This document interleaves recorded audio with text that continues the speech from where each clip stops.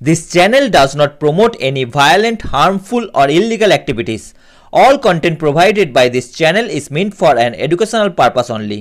রাজ্যের দিকে দিকে যেভাবে বেআইনি বাজি কারখানার হদিশ পাওয়া যাচ্ছে কি বলবেন?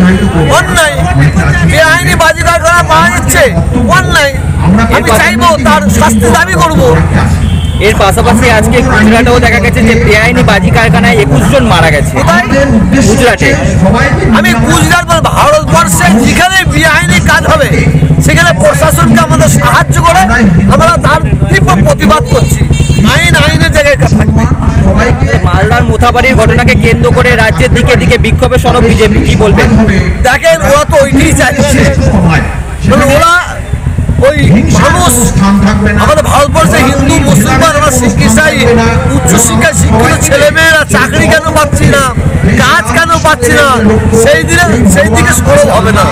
এটা সাম্প্রদায়িক আগুন জ্বালে কিভাবে ফায়দা নিয়েছে নদীতে বসতে পারবো সেই দিকেই এগোচ্ছে, অর্থাৎ ব্যর্থ হবে। রামনবমীর ঘটনাকে কেন্দ্র করে যেভাবে বিশৃঙ্খলা সৃষ্টি করার চেষ্টা করতে পারে বিজেপি, এরকম একটা আশঙ্কা করা হচ্ছে, আপনারা কতটা সরব?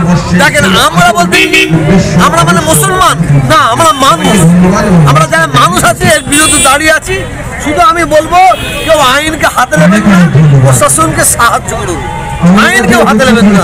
দেখেন, যদি মনে করে এই রামনবমীকে নিয়ে শুধু মুসলমানদের ভয় দেখাবো, সাম্প্রদায়িক ব্যক্তিরা যদি মনে করে, তো আমরা মুসলমান কিন্তু হিজড়ের বাচ্চা নয়, আমরা হাতে চুরি পড়ে নয়, কথা বুঝতে পারছেন?